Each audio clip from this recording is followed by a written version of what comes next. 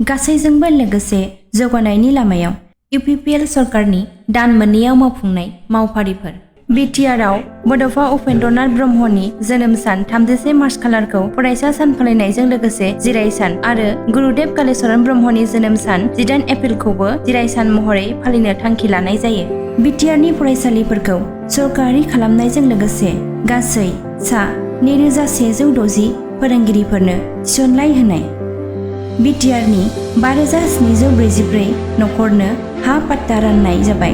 लोगोसे गोदानै 11,000 नखरनो हा पट्टा राननायनि थांखि लानाय जादों।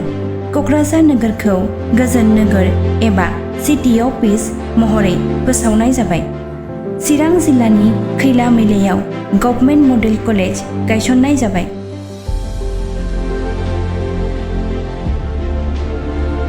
अनलाइन अजद दैखांग्राफोरनि थाखाय btr-grievance.co.in वेबसाइट आरो बेसेन नाङै जानबुं नम्बर 011422133000 बेखेवबाय। NDFB-फोरनो गावसुंथानाय साफायाव 4 लाख रां अनसुंथाइ गथायबाय। सरकारि गुडविल मिशननि जोहै 700 किल'मिटारनिबो बांसिन लामा मावनो अन्थाइ खाम्फा गायसननाय जाबाय। बिटिआर गोरोबथा सान फालिथायनि मावबिथांखिफोर। मुंख्लं नखरफोरनो 5 लाख राङारि अनसुंथाइ होनाय। फेरगावआव उदालगुरि पलिटेकनिक फसंथान गायसननाय जाबाय।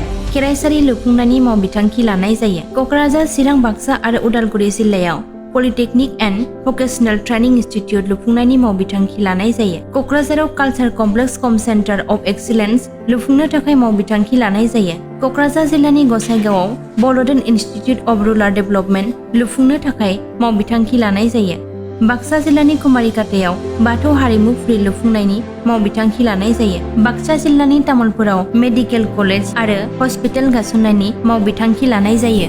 बड'लेण्ड स्वनियोजन योजना गंसे 100 ई-रिक्शा होनायनि राहा लानाय जाबाय। 400 गावसुंथायारि आफादफोरनो मोनफ्रोमबो गंसे अमा दोनग्रा न' आरो माबा अमा फिसा राननानै होनाय जागोन। 120 बाय'फ्लक फिसारि खालामनानै होनायनि राहा लानाय जादों। गुबुन रायजोआव खामानि मावनो थाहैनानै फैफिननाय 2500 खामानि मावग्रा सुबुंफोरनो राङारि अनसुंथाइ होनायनि राहा लानाय जादों।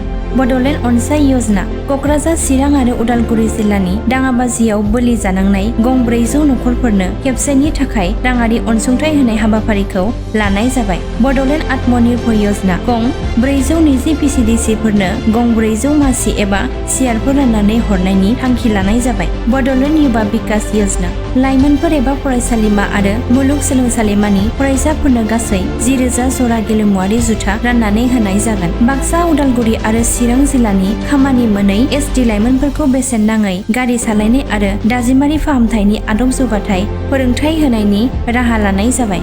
बड'लेण्ड रान्धनि ज्योति योजना उज्ज्वला मोनगिरिफोरनि थाखाय 25,000 नखरफोरनो प्रेसार कुकार होनायनि थांखि लानाय जाबाय। बड'लेण्ड सानसोरां बिथांखि गासै 420 PCDC-फोराव 20 वाट्सनि सलार लाइट गायसननाय जागोन। बड'लेण्ड फोनांजाब बिथांखिफोर सा 967 गामि बोराइ आरो PO-फोरनो फोनांजाब राहाया मोजां जानायनि थाखाय मबाइल हेन्डसेट राननानै होनाय जागोन। बड'लेण्ड ग्राम प्रहरी योजना सा 2307 सरकारनियाव मुं थिसनजानाय आरो सा 698 मुं थिसनजायै PDP-फोरनो राङारि अनसुंथाइ राननानै होनाय जागोन। बेनि अनगायैबो NRLM-नि जोहै 4200 SHG-फोरनो 50,000 राङारि अनसुंथाइ आरो BTC-नि जोहै 400 SHG-फोरनो 30,000 राङारि अनसुंथाइ होनाय जागोन। थाखो 1 निफ्राय थाखो 8 सिम गासिबो फरायसाफोरनो बेग आरो थाखो 9, थाखो 10 नि BPL फरायसुलाफोरनो साइकेल राननानै होनायनि थांखि लानाय जादों। बिटिआरआव बेरेखा जेंनाखौ सुस्रांनायनि नोजोरजों खामानि मोनि लाइमोनफोरनि